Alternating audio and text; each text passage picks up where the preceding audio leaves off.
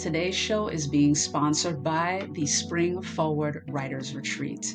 If you're someone who's been sitting on your book for weeks, months, years now, especially if you're a Gen X woman, you've been through some major experiences, you have a story, you have something to say and to share with the world, but you've been sitting on it, or you've been a bit confused as to where to start. 2025 is your year to shine and get it done and get that story out there. The Spring Forward Writers Retreat will be a 3-day retreat in beautiful sunny Orlando, Florida, where we're coming together for the sole purpose of writing the book. We're coming together to help you get what's in your head onto the page so you can come in an aspiring author and leave as an author. Your manuscript will be completed by the end of that weekend. And not only that, but you'll also have the next steps that you'll need to be published and to properly market your book. So you're coming in with your ideas, maybe a partial draft, maybe you started on your book already. But by the end of the weekend, you'll have a completed manuscript and the next steps that you'll need to take to be successful with your book, with your story. You'll have help and guidance not only from myself, but also from other successfully published authors who've experienced the process and can guide you to completion. If this sounds really good to you, if you're interested, go to www.springforwardretreat.com for more information. Good evening. Happy Wednesday, my winners and goal-getters. Welcome back to the Getting the Win Show. I am your host, Mellissa T, the procrastination bully. If this is your first time tuning into the show, welcome. You are in for a massive treat today. I am interviewing Mellissa A. Smith, who is a whole food plant-based vegan health coach, as well as a business coach. She teaches people how to develop whole food plant-based diets, or for those who are coaches, who are health coaches, she helps them develop their coaching business, their coaching practice, and she also offers a mastermind by the name of Clarity. But she is a whole force to be reckoned with, and today we are talking about health as it relates to procrastination and how the poor decisions we may make in terms of our health or in terms of our diet can impact our productivity, and what we can do to resolve those decisions, what we can do to gain better health and regain our productivity with some different choices. So tune into this one, come ready to take notes. There are a lot of gems dropped in this one, okay? And this is indeed a two-parter because Mellissa A. Smith is just the bomb, okay? I wanted to make sure you guys got 2 healthy doses of Lisa.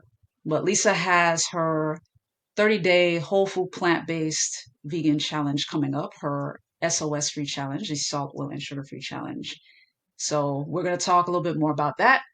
Be sure to tune into this episode, though, and get part 1 of the goodness. All right, take some notes and enjoy. As promised, we have the one and only Mellissa A. Smith in the building once more. I invited her back on the show. Thank you so much, Lisa, for coming back. I appreciate you. Always my pleasure, Mellissa. Happy to be back. Absolutely, absolutely. So yeah, first of all, let me just tell you, the viewer, if you haven't listened to Lisa's Plant Protocol podcast yet, what are you even doing? Please go subscribe. Listen to it on audio if you're more of an audio person. Subscribe to her channel on YouTube if you're more of a visual person. Incredible episodes. She live streams Mondays at 10 a.m. Eastern. So come get this health. That is the slogan. Or as I like to say, come get this smiling scolding. Lisa is delightfully sassy as she is telling you what you need to do. It's great. It's a great dose. It's a great dose of not only getting you what you need to know for your health, but also what I love about your show, Lisa, is that you also tackle personal development in there. Mm-hmm. It's both. You know what I mean? So, to that point, I want to lead off. Obviously, this show always tackles beating procrastination. Your show always tackles optimal health and how to get there. Yeah. So just kind of combining those two, you have a background in nutritional science. What are some foods that that you think would cause people to procrastinate, and just kind of name those off and what people should avoid or what they should substitute to become more productive? I love this question, Mellissa. First of all, I've never been asked it, what foods might cause procrastination. So I think it's a super dope question because one of the things most people don't understand is how food impacts our motivation, how food can potentially impact our productivity, Mm-hmm. right? And a lot of people might know that about substances, smoking, drinking, right? But when it comes to food directly, so some of the foods that I would absolutely avoid if we want to be more productive, if we want to decrease our chances of procrastination, will be number one, refined processed sugar. Mm-hmm. Okay. So this is our white sugar, our brown sugar, the sugar that's added to food, added to sweets, that we add to our drinks in the morning. That those refined carbs like our bagels and our muffins and our breads that are have no fiber and really spike our blood sugar. So the reason sugar could delay your productivity and increase chances of procrastination is because it literally spikes our blood sugar, and then we have a crash hours later. Yeah. And so if you're trying to be productive, if you need your mind functioning at a high level, meaning you have a role where you need to be creative, you have a role where you need to concentrate, you have a role where you're doing a lot with data or numbers or science, Mm-hmm. or you have to read a lot and you have to focus and be able to comprehend what you need. That crash from our blood sugar is going to cause us to be lethargic. And the other thing that sugar does is it compromises our recall and our memory, right? Yeah. And so if you have work that you need to do personally or professionally that requires you to be able to recall information quickly and effectively, then sugar is not your friend. It's the opposite of everything we need to do to be productive and avoid procrastination. So the first thing I would definitely take out of your diet, I am not suggesting moderation. I'm suggesting abstinence, would be that refined processed sugar.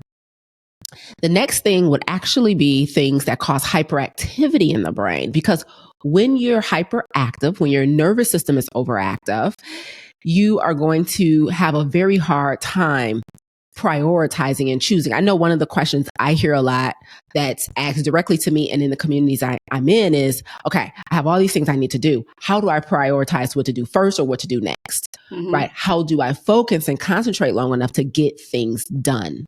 Mm-hmm. Well, that becomes increasingly easier when we eliminate foods that we call excitotoxins that causes the hyperactivity.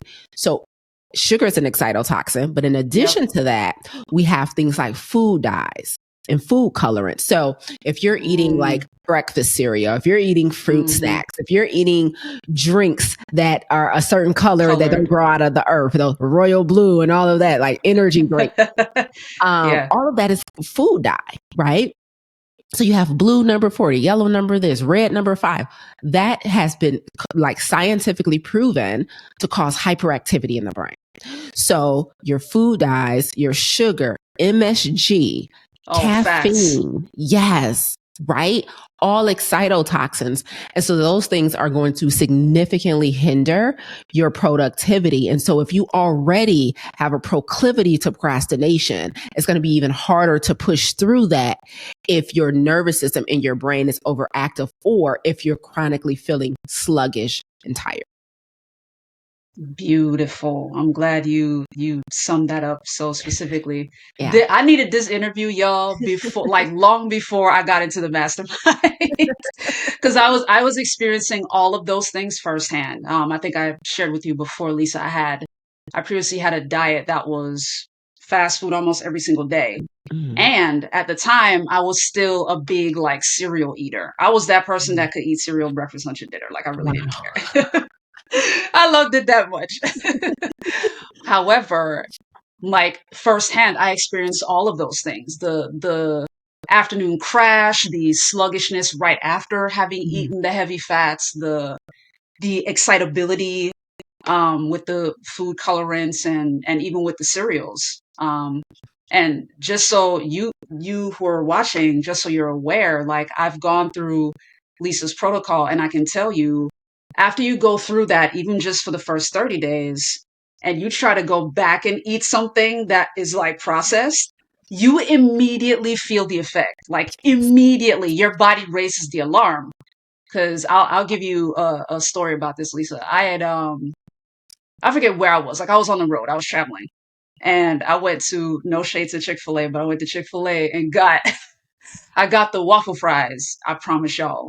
The excitability was immediate because unfortunately, in a lot of the fast foods, they use MSG Yep. intentionally because they want you to be addicted to it. They want you to go back and buy more of it. Yeah. So what that does, like you start eating that and your mind, it was so interesting to feel it because it was just Mm. like what?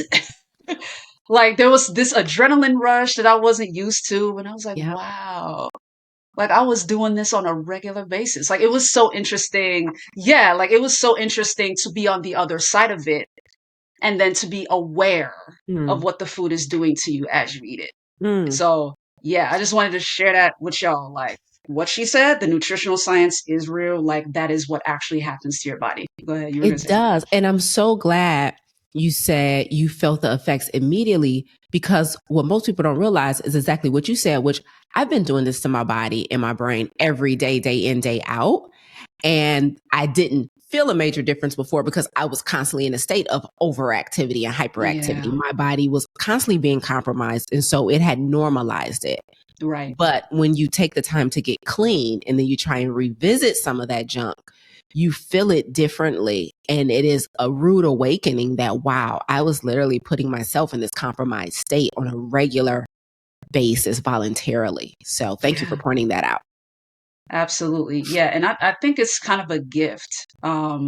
If you've been rocking with me for a while, I've been talking a lot about my health journey, and Lisa was a very crucial part of that. So Mm. before my surgery, I consulted with Lisa to, as Lisa calls it, do treatment.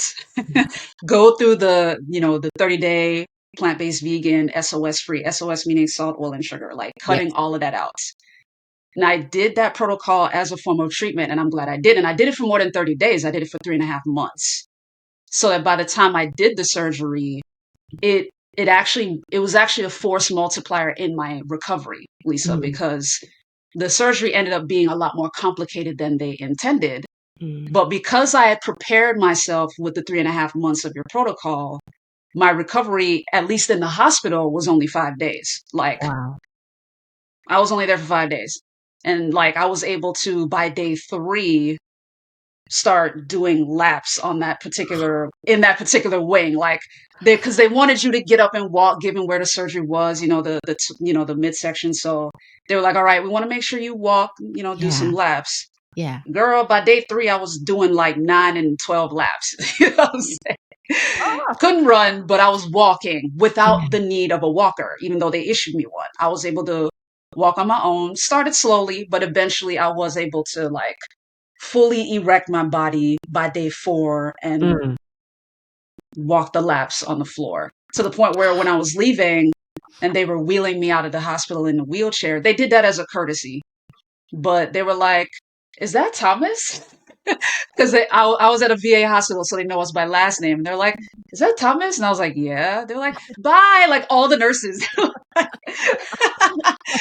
I didn't even know like I'd become a like quote unquote superstar to them simply because of the level of recovery. So just so you guys are aware, like the nutritional science that Lisa shares on her podcast, in her different webinars and workshops, her keynotes, like all of that stuff is indeed real and it does work. So I want to share I'm that. so proud of you, Mellissa. Thank Let me you. just say that publicly. I'm so proud of you because, like, we don't know what we're preparing for some of the times. Like Hmm. in your case, you did know you had a surgery coming up, and that was very important for you to be as healthy as possible for it. And so, whether you know you have something coming up that you want to make sure you have a speedy recovery from, or if you just plan to be alive again tomorrow, because we don't That know what tomorrow holds, we have to prepare our body and our minds for what's coming because life happens to all of us. And it's important to note before we move on that you don't know whether or not you're preparing for you or someone you love. When I was a personal trainer, I had a woman come into the gym for a consultation, and she's like, I want to lose weight. I want to get healthy because my daughter has kidney failure. And I've Ooh. been told by the doctors that I'm not healthy enough to give her a kidney. Oh, And wow. she's like, I need to prepare my body and my, health to have a successful surgery should my daughter's kidneys continue to fail and she needs one for me. And so she's like, I can't believe I'm not ready now. Like, they told me I'm too overweight to give my daughter a kidney. So Hmm. I just want us to understand, like, we can never take our health for granted. We can never assume that we got the time to get to it later and we want to prioritize other things like career and other people. Like, do what you can immediately to optimize your health because you never know if you're preparing for you or somebody you love.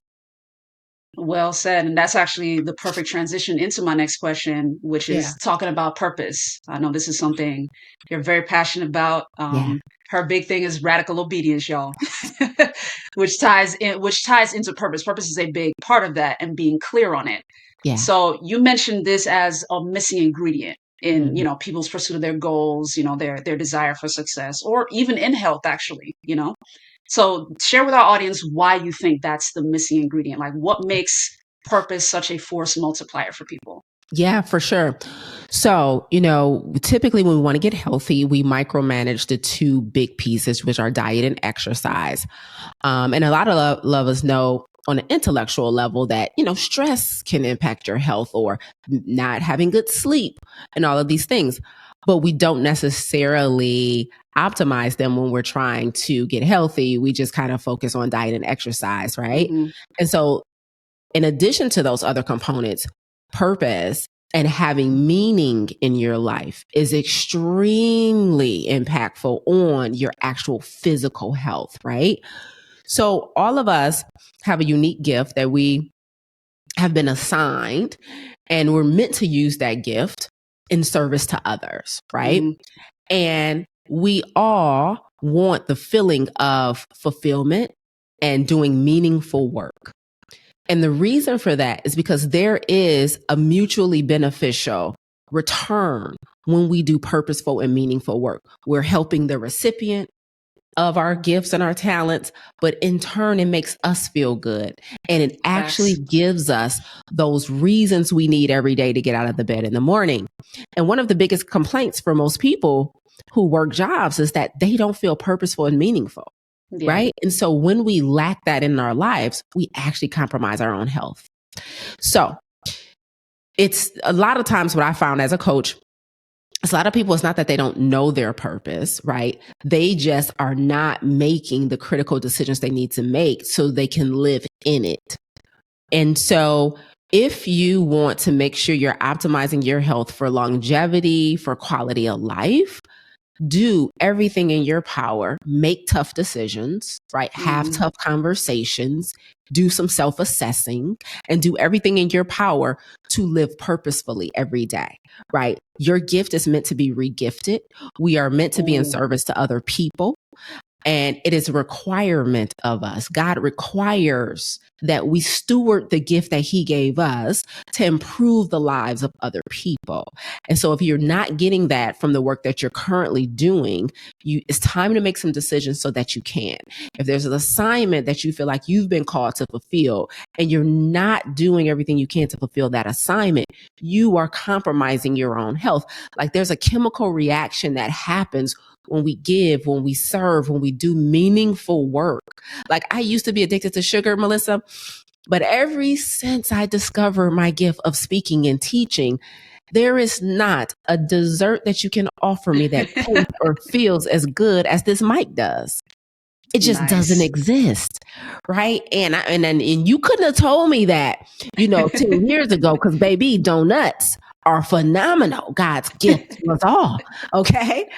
But now when I step on the stage, like the mutually beneficial energetic exchange between me and the audience or me and the client, it's just unmatched. I feel so Yeah. purposeful in those moments. I feel like I'm, giving God a return on His investment in me. And that's important work. And so your purpose and your assignment, your obedience is a requirement in order for you to live optimally and healthy. So, I'm trying to live to 150. And so I'm going to do everything in my power to get there. And part of that is radical obedience. Amen. Very well said on that. Believe Thank it or you. not, y'all, like you guys hear me talk a lot about accountability. What Lisa just shared is actually a form of accountability that doesn't require another person. Mm, Because Lisa, I talk a lot on the different episodes of this show about finding a person to connect with as an accountability partner. But once you know what your assignment is, once you're clear on it mm. and you start making those decisions, that alone can be enough fuel to keep you consistent. Because like, oh wait, I have to do this, and to do Amen. this, I need a clear mind. So I'm gonna Yes. have to eat right, That's or as it. Lisa said, eat like you got some sense. That's Okay, right. you know what I mean? You gotta eat like you got some sense. The other quick thing, just to tie back into what we were talking about before with the nutrition, the beautiful thing about this, you at home that's watching this, is once you get into the habit of eating clean, Mm, your body adjusts to that, your palate adjusts to that. So mm, you start craving the things that are correct, mm-hmm. if that makes sense. During our last interview, Lisa had mentioned how she genuinely does crave kale. Like, Yeah, you know what I mean? Like, she I actually do. craves that. I do. Um, and for me, like, that thing for me, Lisa, is I'm big on like veggie sandwiches. So like like combining your green leaves with like diced onion, diced bell peppers, and then I'll do like the plant-based mayo and Dijon mustard because Dijon So mustard is all good. spices. You know what I mean? Yes. That's great. Like that's my go-to snack now. You know what I mean? So Yes. is dope. So I just wanted to touch on that. Like your mind and your body do adjust as you make these decisions. Absolutely. We crave Yeah. what we consume. And so Yeah. that's why, I'm such a huge proponent of getting rid of this moderation language because even if you reduce the amount of junk that you eat, you're still going to crave it. But Yeah. when you institute abstinence, especially if your body and mind is compromised, you give yourself a better shot of remission.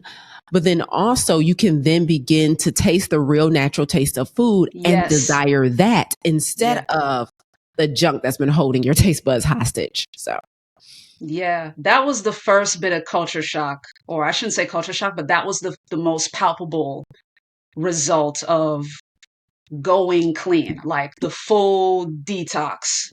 Um, you start to taste the foods as they were intended to taste. yes. Like eating the greens and like, oh, lettuce tastes like this. Like green leaf lettuce actually tastes like this. You know what I mean? Like, oh, spinach actually has a flavor. Like it actually tastes a certain way, or getting to know the taste of herbs. Like entering into this particular lifestyle kind of for me as someone who is a creative and who is kind of experimental, like I kind of became a chef. I was like, oh, let me mix this with this. Like, what would this taste like if I combine them? You know what I Yep. mean? Yeah. So it was actually very interesting to discover that part too. So like I'm seeding these things for you as you're watching this interview, y'all, because the benefits they definitely outweigh the discomfort of breaking away from the habits that you've become accustomed to. There Yes. is a convenience to pulling into a drive-through because you're not having Mm, to cook the meal. On the plus side, there are prepared vegan meals as well. You yeah. know what I mean? And Lisa usually recommends stuff like Daily Harvest. There are a couple other ones that are out there now. But yeah, the options are there because Lisa will be the first to tell you she ain't the chef. She ain't doing the chef thing at all.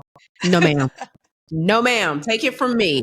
You don't have to cook every day to be successful on a clean eating, plant based regimen because I ain't the Yeah, one. Yeah. exactly. Nor is she the person that's gonna like bake her own stuff, make her own stuff, or grow her own crops. Like you don't have to Not do that. doing it. Not do I pay for peace quicker than anything you've ever seen. Like Yep. I am not growing my food. I don't have a green thumb. I'm not in a horticulture. I will happily pay you to grow food. I will happily go to a farmer's market and support your farm, Yep. but I am a minimalist through and through. So that's a great point, Mellissa. Like, let's just eradicate that limiting belief right now. Like, well, I don't have time, or, I can't cook every day, or I just don't know how to cook. Whatever it is, trust me, I have one pot that I cook everything in. So if it requires anything more than a pot or a cookie sheet to go in the oven. I ain't got it. So I don't use recipe books to eat. I don't, and that's cool if you do. Some people are really into, gastronomy and the cooking side of this, which we need individuals like that. I hire a chef to do cooking demos in our programs. So, but I am not the one to get really sophisticated and fancy in the kitchen. I'm not interested in trying to make a plant-based version of a crab cake. Like, I don't care. I'll just do a veggie stir fry and call it a day. I'll do a Done. soup. I'll do a chili. I'll do a veggie sandwich and I'll call it a day. And so there is a simple way to still eat healthy, clean, and plant-based. So. Absolutely. Was that not a bomb part one?